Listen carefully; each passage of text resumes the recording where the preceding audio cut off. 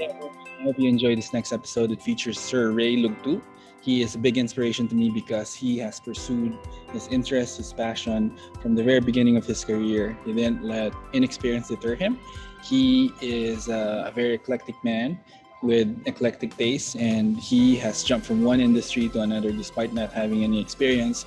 He used his passion for learning, curiosity, and his ability to teach himself new things to be able to become an expert in different facets of different industries. So today he is the CEO and founder of a consulting company called Hungry Workhorse. And again, he's an excellent source of inspiration to me. And if you're wondering about the background, I'm actually in the Tropicana in Las Vegas on vacation. And so despite that, I hope that you enjoyed the episode, and like and subscribe if you do. Peace out. Welcome everyone to another episode of Square Zero. This is John. My guest today is the CEO of Hungry Workhorse, a digital and culture transformation consulting firm. And my guest, Sir Rey Lugtu, was up until 2017, he was actually an employee still. The employee barely gives his previous roles in Microsoft, Samsung, Globe, Emerson, and IBM any justice. In all the companies that he worked with on that list, the lowest rank that he actually had was general manager. So, Sir Rey, first of all, thank you so much for being here today. It's an honor to have you here. And I know that whoever's listening to this will find your story and everything that you share, your insights, your wisdom to be very inspirational and helpful in getting started in their journey. But my first question to you is, what was your dream as a young man about to enter college all those years ago? All right, about to enter college, well, probably we can start with high school. So I finished high school in Manila Science High School. So you can imagine the rigor in science and math subjects. So my dream was to become a scientist up to that point. So I was excelling in a particular subject, which is chemistry, in high school. Chemistry and earth sciences. So that's why when I finished high school, I wanted to take up chemical engineering, and so I took a course in chemical engineering in Mapua. It was Mapua Institute of Technology then, right? Yep. So yeah, I finished chemical engineering in Mapua. Our very own MIT back then. Yes. So obviously, sir, you didn't become a scientist, or I'm not sure if you did, but on the side. But based on what I saw on LinkedIn, you're actually more into management, and you joined these tech companies. How did you deviate from that dream and take the path that you took? Well, yeah. So chemical engineering was something that I enjoyed. So the inspiration to that, taking up chemical engineering was a show, in the 80s, which is Macgyver. I Probably love that. they still I remember that. We right. used to watch that every weekend as a family, so it was really Okay. cool. Yeah. So Macgyver, so what inspired me with Macgyver was, he can get out of any difficult situation using his, intelligence, logic, reasoning. And there was one situation when he was, trapped in a cave, cave of a mad scientist. So what he had was just a collection of chemicals, elemental sodium and some, of course, water. So what he did was put elemental sodium, which is a cheesy substance, inside the capsule. Put that in a bottle of water. Close that bottle of water, and then place that bottle of water, beside this, caved-in entrance of the cave. And after a few seconds, it exploded. Wow! So, and I told myself, now, I want to become a chemical engineer. Well, it was effectively chemistry, but Macgyver used a lot of physics, knowledge, chemistry, chemical engineering, But I decided to take up chemical engineering nonetheless, no.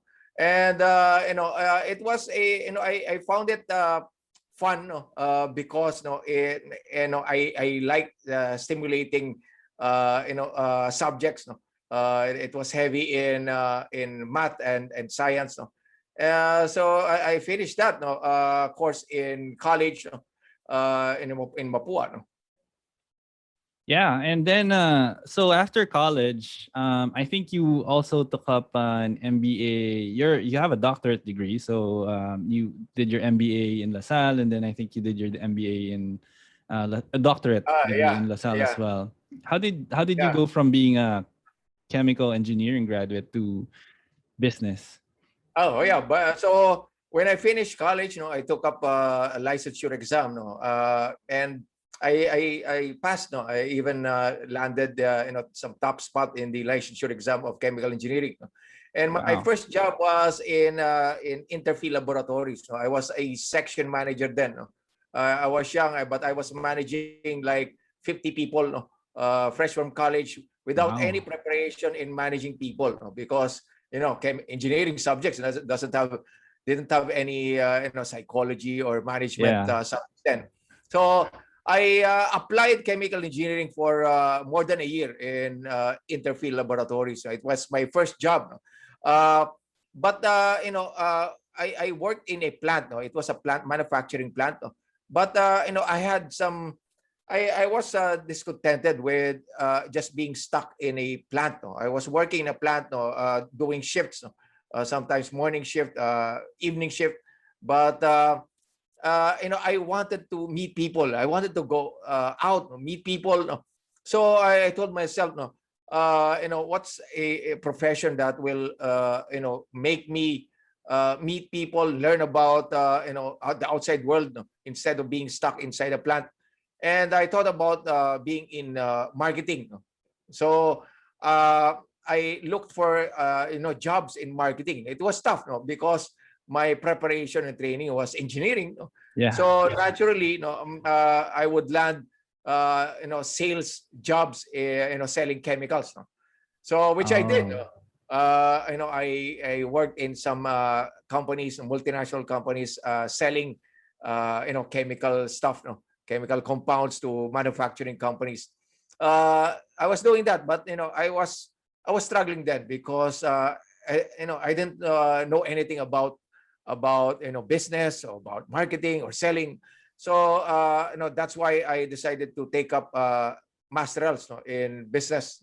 So I took that in LaSalle. No, after a few years of working, I was still working in a sales role then in a multinational firm, and then I went to become a product manager in a pharmaceutical and medical supplies company. No?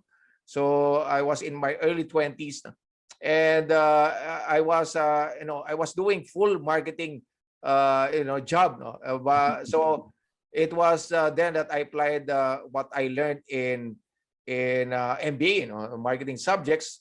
And then it was a low-paying job, John. It was a low-paying job during that time because I was struggling, marketing person then. So after a few years with that pharma, medical supplies company, I was hired by a multinational German company, as a division manager. No? I was in my mid-20s then. No? But I was managing an automotive division of a German company. The company was Robert Bosch. No? It's a German company, John. So I was lucky because during that time it was the liberalization of the automotive industry by then President Ramos. No? So the automotive industry was growing, no? In big terms. No? So I was lucky, because it was a sunshine industry then. No? I was Mm. selling a lot. No? I hired salespeople, I hired marketing, and I was in my mid-20s. No? By the way. No? Right. And I reported directly to the president of the company, who was German. No? that is where I learned a lot of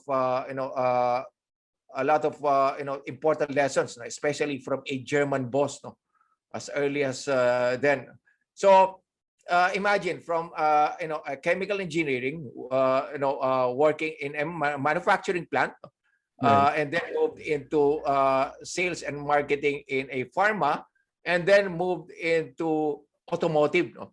Yeah. Right. So I had to learn a lot of things during that time. No? It was something outside of my of my training. And after a few years in that German company, the uh, financial crisis of the 1990s struck. This was during the 90s, John, no? Late 90s. So business was tough for importing automotive companies. So I wanted to move and explore other industries. No? And interestingly, during that time in the 90s, late 90s, the sunrise industry was telecom. No? It was telecom Oh. industry.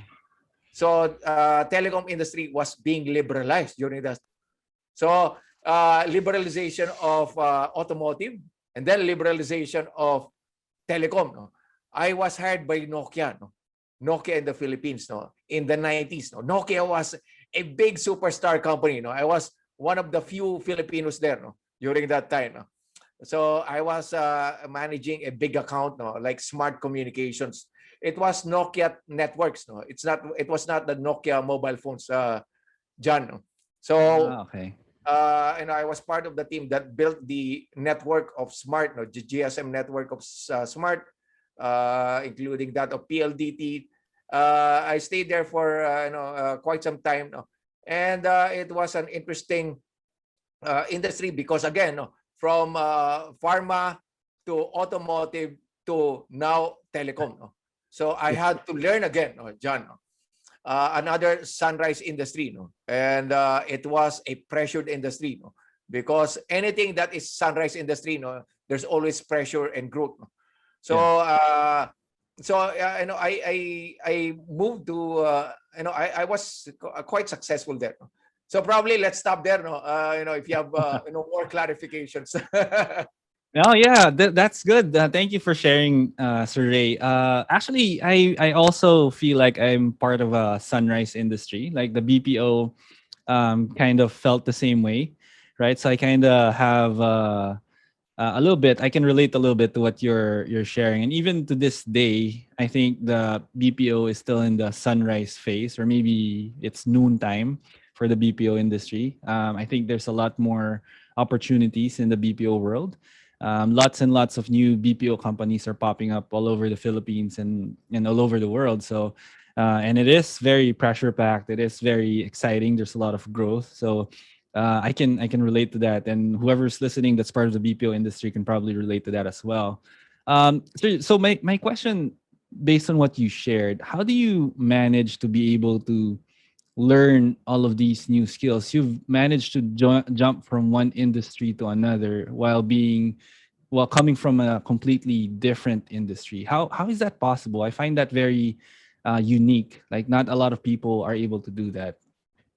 Yes, no, and I wouldn't advise this, no, to all. No, it's not easy. No, you have to unlearn and relearn. No, you have to spend nights reading documents, books, anything about that new industry, and it's always a pressure packed industry. When you're joining a sunrise industry. No, so it entailed a lot of learning, John. Especially, the industries I joined into, no, are technical in nature. No, Yes. imagine automotive. No? So I need to learn mechanical stuff, no, electrical stuff, no, and Yep. then in telecom, no, I needed to learn telecom technology. No? And Yes. my background was chemical engineering. No? So think about that. No? So I was asked many times by people like you. No? So how was the adjustment? No? I think I owe it to the preparation, no, in engineering, no, because engineering is actually well-rounded kind of preparation. When you take up engineering, you study a lot of subjects. You study mechanical engineering, electrical, Yeah. and my specialization was chemical engineering, and it helped me, in it prepared me to think critically, logically, and also to learn fast. No, it's adapting fast, to the environment. No, so it entails a lot of preparation, adaptation, John, which is something I will not advise to all. No, because it is not easy. No, and Yes. the likelihood of failure is high. No? The likelihood of failure is high. No? So if you are successful in your industry, you can grow in your industry. But if you're someone who's adventurous, no, who likes the fast-paced environment of a sunrise industry, who wants to learn, no, who is capable to adapt, no, then you can move into other industries. No? And it pays. No? It pays a lot, no, when you are moving into sunrise industries. No? Nice. Yeah, I can actually relate to what you said about engineering, because we were talking before we started recording this podcast that I was sharing that I made a mistake in choosing my course back in college, and that mistake was engineering. I was able to make it all the way to the third year, first sem, but I realized that I just couldn't hack the math requirement. I could picture algebra, I could picture a little bit of calculus in my head, and that's how I was able to pass the first 2 years. But then when it got to integral calculus and all the more technical stuff, I just couldn't even, like, I felt like really I didn't belong in that course. So I just stopped college and I started working in the BPO industry. And so for someone who's thinking about switching into a different industry, maybe they meet the criteria that you said about being curious and being energetic and really wanting a challenge, right? What is aside from a high pay? Well, two questions. Aside from a high pay, like, what is the payoff? Is there a payoff putting in all that hard work and jumping to a different industry outside of getting paid a lot? And how do you get hired? I can imagine that they have minimum requirements, experience wise, that they would be looking for. So even if you do your research, you might not qualify to meet those Mm. minimum requirements, right? Right, right. So yeah, that's a good question, John. So how do you get hired? No, so in any industry that you want to jump into, no, that's an industry specialization. No? So you Yeah. may want to focus on your horizontal skill, no, which is probably marketing, no, sales, no, Right. even finance, no. So if you know any of those functional skills like marketing, sales, finance, you can practically jump into any industry. No?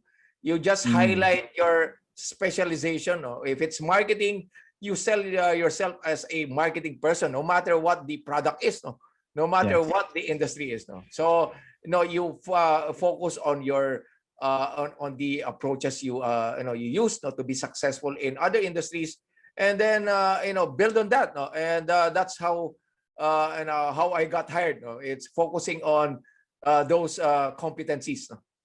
Yeah. So when you say horizontal skills, that could also mean universal skills, right? Skills that, regardless of industry, are actually needed. You mentioned marketing, sales, maybe leadership skills, management skills, probably could translate to any type of industry. So then you just need to learn the small but very difficult part of the technical requirements of the industry that you're going to be jumping into, right? That's correct. No? So so once you get into a new industry, then you need to learn the technical stuff in that Really industry. fast. Really, really fast. Yeah. So thank you for sharing, Sir Ray. So anyway, we kind of took a pause on your story at Nokia, right? You started in Nokia when it was still starting out in the Philippines. Could you continue your journey from that point on? Yeah, all right. So So in the early 2000s, so I started in Nokia, late 90s. In the early 2000, there was the dot-com bubble burst. No? There was a Yeah. crisis globally. No? All dot-com companies, no, all tech companies, no, were affected. No? So I had to leave Nokia. No? And I was looking for another sunrise industry. No? So what is a sunrise industry after tech? No? And then I figured, all right. So I think internet. No? Internet Mm. is going to boom. No? So I was looking for a company that is leading in this space. No? There was a lot, no, Microsoft, no, all these tech companies, but I was hired by IBM. No? So IBM hired me, and the competency I brought into IBM was my knowledge of telco, no, of telecom Mm. industry, no? Because in IBM I handled the telco vertical, no, the telco industry, no? And I was a sales executive then. I was of course in IBM, you have to sell IBM stuff, no, and products. And I was promoted, no, to head a group, no, which handled different industries, no. We were quite successful, no, during that time, no. So IBM, no, was a good experience, no.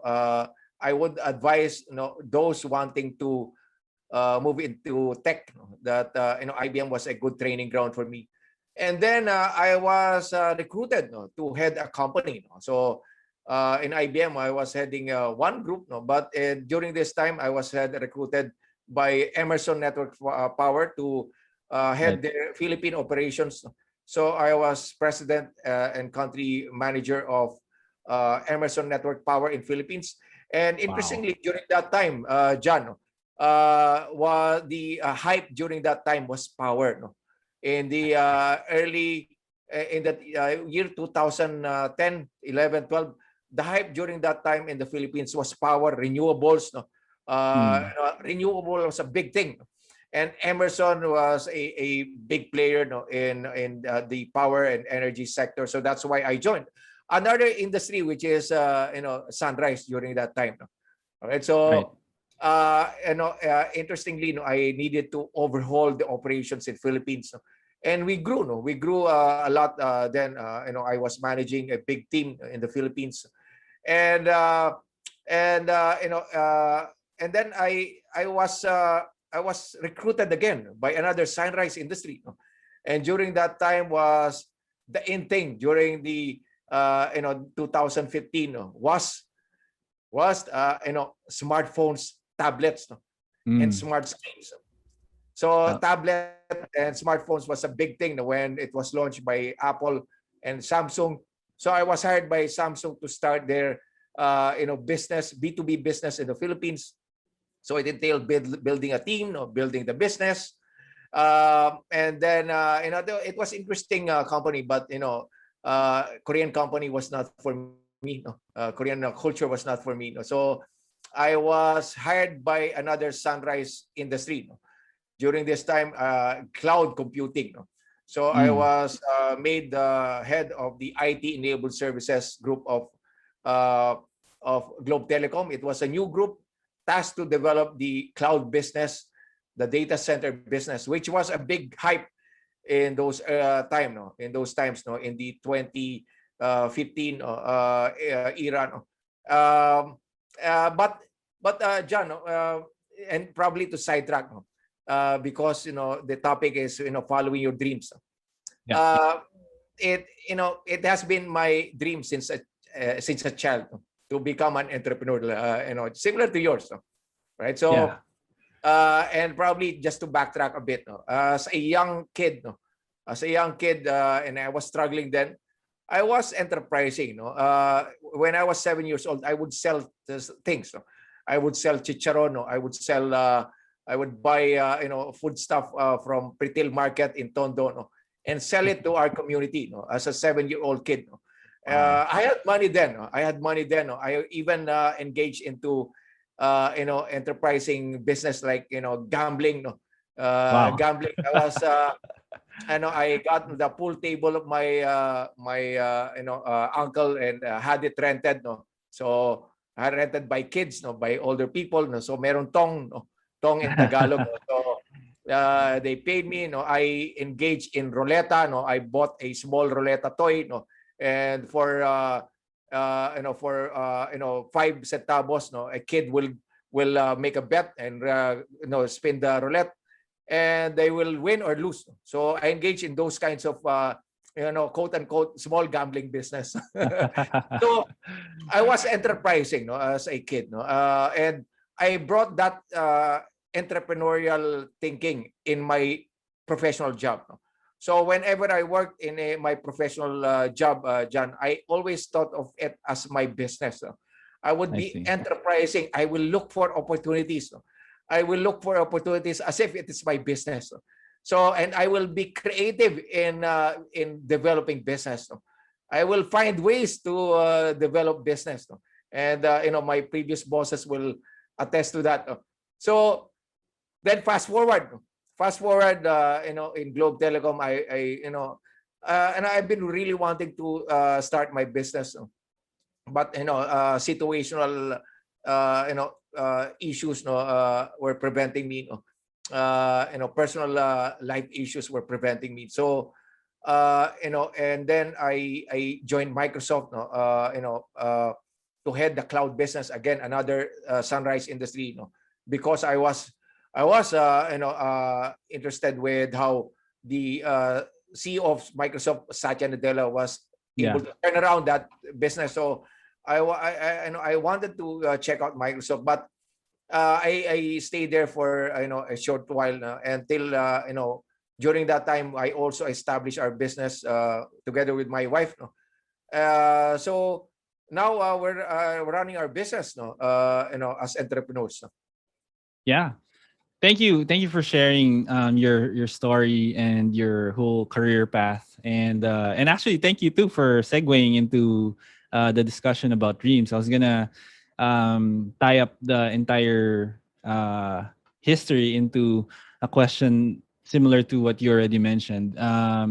So you've always your dream was always to become an entrepreneur, but in all that time, it took you a long time to actually start the your own business, right? And I think it's very inspiring that employees like myself really and really helpful to think of the business or the small part of the business that's entrusted to us as employees by our employer to as our own business. And I think that will really help our career going forward, because if you think of it as your own business, then you'll apply yourself, you'll apply everything that you know, and you'll do your best to get that business running. Um, but could you share like maybe some insight, not without being too personal or without being too intrusive into the stuff that happened with your life? What stopped you from starting sooner or earlier? Because I know a lot of people who right out of college start their business, sometimes a year or two after college they start their business. But it took you a while. It's taking me a while too. So I'm very interested to understand like what prevented you from starting and how you finally decided to start. Like what finally got you started. Well, yeah, I mentioned earlier, John. You know, I come from a not well-off family, no? So you know, I needed to also you know, partly support my family as an Mm, early, as a young professional. No? But and then and I married early, you know, during that time, no, and it was a bad marriage, no. So it was a you know, a barrier, no, to pursuing what I wanted, and you know, I remarried, no, after you know, after that experience, no, and my wife is now a co-founder of my business. So it's the personal matters, no. So for those entrepreneurs, no, you know, you have to be settled with your personal life first, no, before even focusing. No, you need focus, no, to you know, to follow what you dream of. No? You need focus. No? So that's why you know, you have to be settled with your personal life, no? Right? So in order to stay focused on what you want to do. No? So that's the story, John. Uh, so I wanted to start my business, but uh, I also part time. I had some business engagements, no? Either as a silent partner. So Mm. I was dabbling. I was already dabbling in my early professional life. No, I was dabbling into startup business. No, in the early 90s. No, in the early 2000, I would join and invest startup companies. No, like I invested in a small BPO, no, when BPO was starting. No? It was Oh. short-lived. No, I invested, in a startup company that makes mobile content during the early days of mobile content hype. So I was dabbling already, John. No? But the big leap is really having yourself, your life settled. No? And having the strength to start what you want to do. Right. I 100% agree with that. A lot of 95% of businesses fail for first time business owners. And I think part of that, and you want to make sure that if those are the odds that you have to overcome to have a successful business, then everything in your life needs to be aligned towards making that business successful. So 100% agree with that. And this is the gist of this podcast, and this is why I started. I was sharing this with you before we started recording. This podcast is specifically for people who want to start a business, want to do whatever it is that they feel is their dream, but are not able to start. And your story is very very similar to mine and to a lot of people. So in that situation, like for us that are still in that situation where we're still employees, and we specifically employees who want to become entrepreneurs, what advice would you give us, aside from getting your personal life in check, and like from maybe we could create categories for it, right? So number one priority is personal life should be okay. Are there other categories like financial, emotional, societal? I don't know. What do you think are those items that need to be ready before we know we can get started already? Okay, John, before I answer that, no, can we have a break? No, I just need, can you Yeah, edit this? sure. I'll Let pause me just, recording for a yeah. moment. Yeah. So, yeah, if you can pause, no, let me just, attend to this, no. Sure, One sure. Pausing now. errand. All right, we're back. So Ray, I'll just restate the question since we took a short break. So what advice would you give employees like myself who want to start a business? Maybe in a checklist form, because we've already checked personal life needs to be checked out. Are there any other things on the checklist that we need to make sure are good to go before we start, or what are the bare minimum requirements that should give us the confidence to just go ahead and get started? All right, so that's a great question, John. No? Because when my wife and I started Hungry Workhorse, no, so uh, you know, the target, no, the strategy was not clear. No? It wasn't Mm, clear for us, no, how we position our consulting firm, no? Because consulting is not an easy business, John. No? So it took us probably a year, no, to really find a positioning, no, in the market. So what I will advise is really to have a plan in place. No, when I say a plan, no, a strategy and a marketing plan. No? An important component of a marketing plan is how you position your offering. No? How do you position your offering? No? And what is unique with your offering? No? There, during this time, John, no, a lot of entrepreneurs jumped into the bandwagon of selling food stuff, no, online, no, yeah. and it's bad, no, it is bad approach, John, no. I've seen friends, no, acquaintances moving into online selling of food, no, only to not receive orders, no? Because Mm-mm. the problem is you are competing against everyone else. No, there is no clear differentiation. No? There is no clear positioning. When you engage in a business, when you want to sell a product, when you want to offer a service, you have to be clear with how you position yourself in the market against competitors. And then execute that plan and stay focused on that differentiation. Stay focused on your positioning.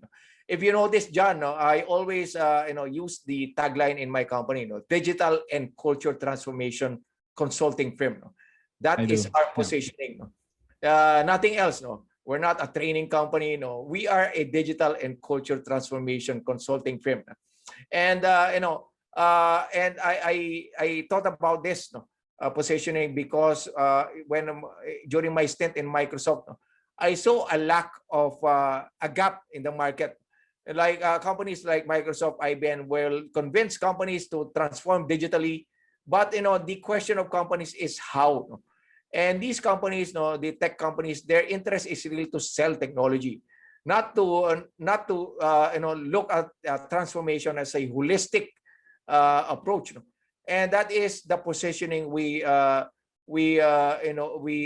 our company, which I think now is giving us the rewards, because we were consistent with that message. We were consistent with the positioning. So it is having a clear position, clear strategy on how to differentiate your offering and clear and focus in that positioning in the market. Got it, sir Ray. And just to clarify, what does when you say holistic, you mentioned earlier that companies don't usually look at the holistic transformation. How does Hungry Workhorse do that for companies? Well, yes, so in the in the 2015, it was early, for companies to be introduced to digital transformation. So companies, tech companies will talk about digital transformation only to sell technology, but eventually, when these companies will buy technology, it is not integrated into their overall system. It is not integrated into the culture of the organization. Then the likelihood of failure is high. So that's why our company is doing end-to-end transformation, which is not limited to digital but also culture. Which means that when you want to transform an organization, and be competitive in this market, you need to have a strategy which we call digital transformation, where together with culture transformation. So it is end-to-end, John. We do a lot of consulting in holistically, like starting with strategy, going down to marketing, operations, changing of culture, transforming culture, mindset, and behavior. It spans different all the areas in a business. So it is end-to-end of a business, John. And this is where I apply what I have learned in my previous jobs. If we will recall, I've been to several industries, and various functions. So it is helping me now in my business. This experience of mine in my previous jobs is helping me, in dealing with different industry clients, and in dealing with different situations in companies. Yeah, thank you for sharing that. And so it's everything that you've learned has led you to who you are today, and who you are as the leader of Hungry Workhorse. And the change and the value that you provide your clients is coming from everything that you've learned in all the industries that you've been in. So all of that time spent working as an employee, learning all the skills, has culminated into being able to deliver the value proposition that Hungry Workhorse is providing your clients. So that's impressive. That's amazing. My next question is, let's say for us employees still, we have an idea and we have a feeling that we have a differentiator, a market differentiator. Our product, our idea is going to be a cut above the rest. It's going to be competitive in the market. How do we know for sure, or is there a way to know for sure? Like for Hungry Workhorse, how did you know for sure that this is it? This is the right thing to do. You're confident in the product that you have and the belief that you're going to be Mm. competitive in the market. Well, if you believe that you have a great idea which is unique, no, and you want to start a business offering this great idea, no, you have to. My advice is to you have to validate this, no, with real clients. No, you have to Mm, test this. No, test no your idea, no, with clients. No, talk to a number of clients to validate, get feedback, no, so you can fine tune your idea. No, and before even really doing full blown launch of a product or even manufacturing that or even producing that product, so you have to get with the prototyping stage, no, and this is mm, common in design thinking, no, as a mm, method, no. So if you have an idea, no, you always have to put the customer at the center, no, understand their needs, no, before, and then it has to solve a problem of a customer, and then prototype the offering, no? If the offering is a service, no, or a product, prototype it first, no, and then test it with clients, no? But it doesn't end there, no. Your idea should be able to scale, no, in order to be viable as a business, no? So like I always teach my students, no, in graduate school, no? So your business should should pass three criterions, three criteria, no? So it has to be desirable, it has to be feasible, no? It has to be viable, no? And those three aspects, no, desirability is people, no, customers, no? Feasibility is technology, no, technical in nature, and viability is business, no? It has to be profitable, no? So it right. has to pass through those gates. So it starting a business doesn't start and end with you realizing your dream. You have to make it desirable, feasible, and viable, no? Got it. Got it. That's free lessons from Sir Ray. Sir Ray. um, quick question and a clarification on one of the first things you said. So what you're saying is, if I have an idea and I have a feeling, I believe that it's going to be a good idea, a good product, is what you're saying is I should approach. I should create a list of who my potential clients are and approach them one by one to get their feedback on this idea that I have, to see what their feedback is, or what Yeah, they feel about it. yeah. Got it. Yes, so that's the case, no, and you have to prototype it, John, no? So in order for your friendly customers to get a feel, and a sense of what Mm, how to use the product, and how to use the service, no? So you get real feedback, no, not only bouncing ideas, no. They have to really be able to experience the near near to a production kind of product, no. So got it. it's not enough that you bounce ideas, no? You have to prototype it, no? And prototyping doesn't mean creating a physical product. There are different ways of prototyping. You can do like a storyboard of the service, no? Mm, Walk the potential customer through the service that you want to mm, offer. If it's a product, you can create a paper prototype or a prototype made of carton, no? right. There's a lot of ways, no? And you will get invaluable insights from your clients, no? Yeah, yeah, definitely. And I hear what you're saying, Sir Ray. I've actually taken up a design thinking course online. I've not had a lot of opportunities to apply it, but the idea behind it, the framework of ideation from empathy to defining, ideate, prototype, and then testing. I've seen the videos and I've seen how it works. I mentioned this day, I do a lot of research too. And just hearing how you describe it and how you've been able to do it and how it works in a practical sense, just kind of ties that all together, at least for me. So thank you for sharing that. Um, so my next question, and we're nearing the end, so I have maybe 3 or 4 questions left.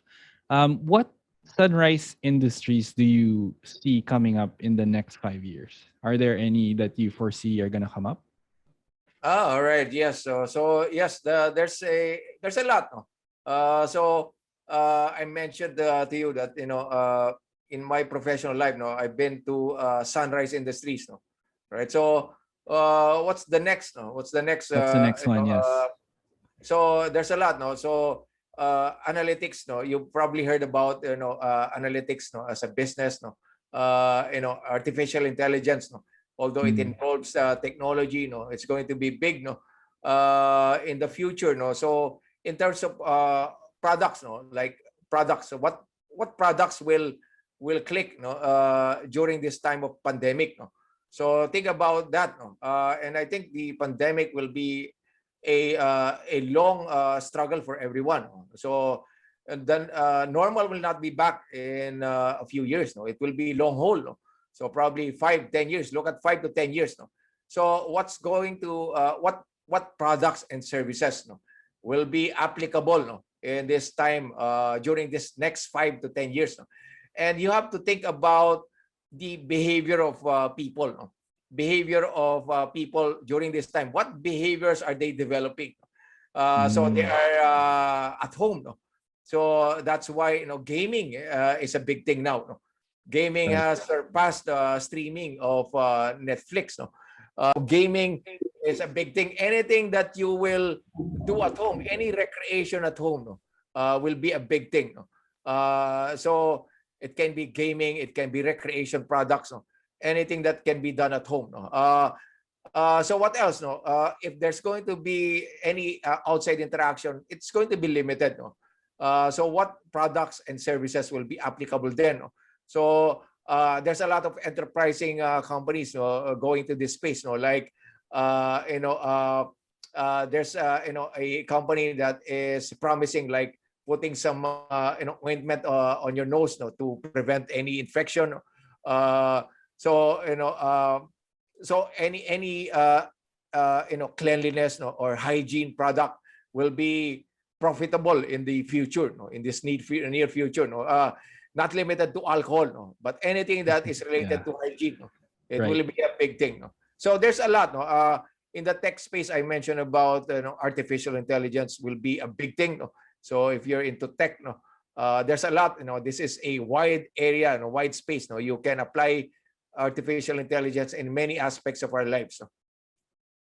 Yeah, there's also cryptocurrency is really popular these days.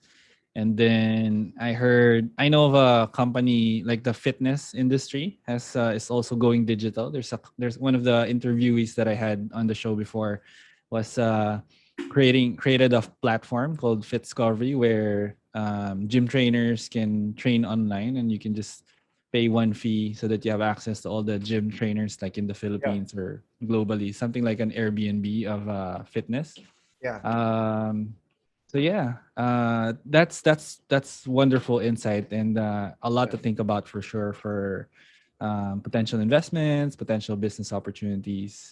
So thank yeah. you for sharing that. Yeah, John, Um, John, probably if I may add, no. So, for any anyone wanting to start a business, no, uh, the easiest way is really finding what's successful out there, no? Right? So, mm, it is okay, no, to copy a business model from a successful company outside the Philippines and apply it in Philippines or in the region. No? That's fine. No? A lot of companies are successful there. No? Look at Grab, no? Look Grab, yeah, at Gojek, no? Those are just copy paste models, no, applied in their countries and Shopee, regional. Lazada, right? Yeah, Yeah, those are copies. No? So it's fine. No? It's you just need to understand if it's applicable to your setting, here in Philippines or if you're targeting the region. No? right, right. Thank you. That's good advice, Sir Ray. Um, so I just have a couple of questions left. So these are questions from my favorite podcast um, person. So his name's Tim Ferriss. I don't know if you've heard of him. He's also an Yes. author. He Yeah. wrote For Our Work Week, and Yes. these questions actually come from his book, The Tribe of Mentors. Yeah. right? So I just picked two questions there. So the first one is, how has failure or apparent failure set you up for later success? Or said differently, do you have a favorite failure of yours? Failure in so probably so failure in generally, no, John, is that Generally speaking, that help you become more successful, I would say. well, I would say, again, it's growing up, no. So growing up has taught me a lot, no. Again, I didn't come from a well-off family, no. It was a struggle for me, no. At times, no, during college, no, I would go to school without any money, without eating anything, no. But it is those situations that you know uh, created me, no? The strength, no, the strength that I have now, the mental strength that I have now, was an outcome of my experience growing up, no? And I wouldn't call them failures, no, John, no. In fact, I never use failure, no, as a term, no, when giving advice, no. Yeah. But they are building blocks, no. They are Yes. building blocks of you as a person, no? And failures are actually just situations, no? They are just situations, no. It is a Feedback. case of bad timing, no. It is a case of not being in the right place at the right time, no? But those are building blocks for you to derive lessons from, no? To get insights from, and to apply that in your future life, no? Yes, 100%. I agree with that, Sir Ray. And I am actually in the process of learning that. But for those people who get really impacted, affected emotionally, productivity wise, by failures, like on a day to day, what advice would you give on how to see failure as something, as a building block versus something that's life ending or world ending? Yeah, so the important thing to develop as a skill is mental strength, no? I know it's popular now to use resilience, no, Right. as a term, no, Grit. but Yes. grit or resilience, no, those are young generation terms, no, but I call them mental strength, no? So it is being strong mentally, no, and emotionally, no.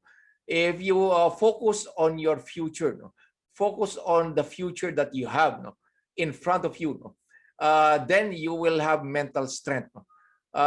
And mental strength requires experience, drawing from your experience, drawing from what you have learned, no, in the past, no, and drawing from what you are learning now, no. So it is important to maintain mental strength by understanding your environment, no, and learning to how to adapt to that environment. Now, John, the reason why people are stressed, no, and why people break down is because they don't know what to do, no?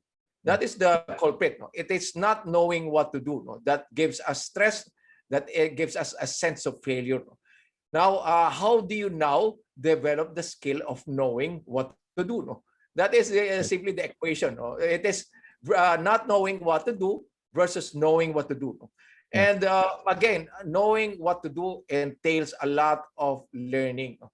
So learning, understanding the environment, reading a lot, no, watching a lot, talking to a lot of people, deriving insights from the situation will give you,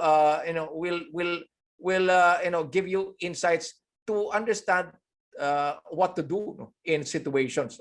So that is the problem with people breaking down in situations like this. It is really not knowing what to do, no? Right? Yeah. So, and the simple solution is, how do you now know what to do, no? And again, it entails a lot of us stepping back, no? Sitting back, introspecting, no? Mm.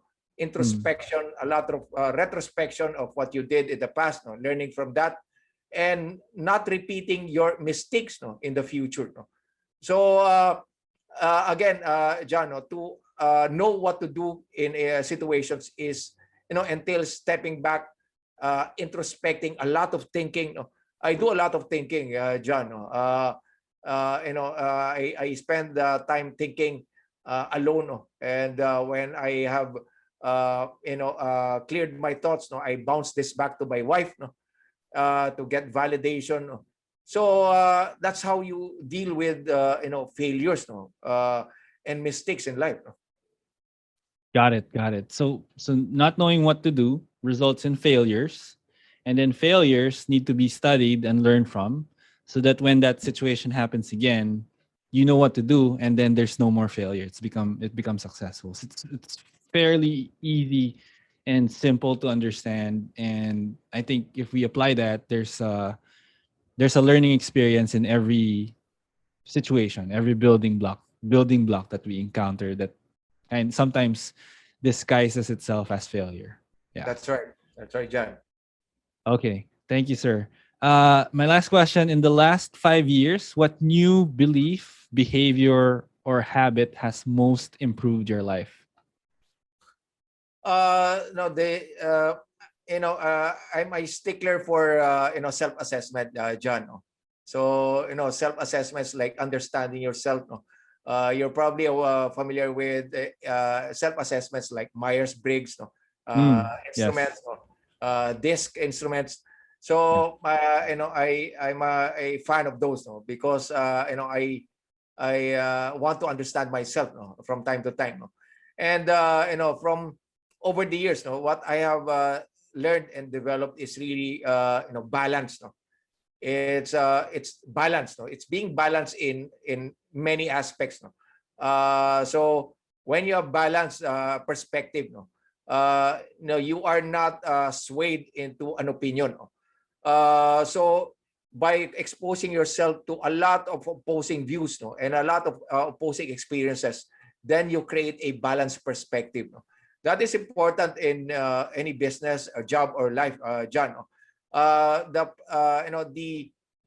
one problem that many people face is they become fanatic, no, Mm. of a subject matter. No, when you become a fanatic, then uh, you become not a balanced person. You are swaying towards one school of thought, no, one dogma, no, which is Mm. bad, no, which is bad generally, in business and in life, no. Not having balance is generally, I think, is not good, no. So it's having that balance of perspective, no, which I think has is important, no, that we develop, that I develop, no, examining different views, no, before even taking an opinion inside, no. Mm. So just making sure that you are understanding and you see the perspective of both sides of any, both or more sides, every side of any argument, any school of thought, Yes. before you form your own opinion. And I think that's, if everyone were to practice that, I think that's one way where we can avoid herd mentality, and it will allow us, like as a country, as a society, to be more informed and smart about the choices we make, especially Uh, in our leaders. Right. yes, Yeah. that's correct. So probably to add, John, no, you will see a symptom of a person being a fanatic, no, when they are constantly, no, consuming content, no, to validate their beliefs, no. Mm, And you will see this, no, when you probably you know of colleagues, no, reading only one subject matter, no, mm, right? So and then dismissing other opposing views, no. My advice, no, when you are a youngster, no, starting your career, no, and is to read, no. Reading is one way to expand your horizon, but when you read, no, you have to take balanced topics, no. No, reading one subject matter will convert you into a fanatic and a dogma, no? Right? So you have to balance a topic that you're reading with an opposing topic, no? So that you form your own opinion, no? The worst thing that can happen is that you become a convert of an author, no? You become a mm. convert, a follower, and not having forming your own opinion, no? So it's important to develop your own perspective and opinion on a lot of things, no? Yeah. Yes, I absolutely agree. Thank you for sharing that, Sir Ray.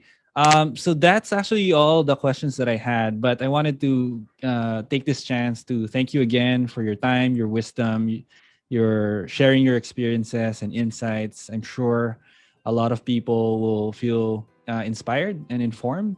At least for me personally, I've already benefited from your time just because of this conversation. Is there any way that I or anyone that's listening to this can support you and support your company, Hungry Workhorse, and social media or whatever it is? No. I appreciate the promotion. Well, my company is here, so that's good enough for me, John. No? Okay. All right.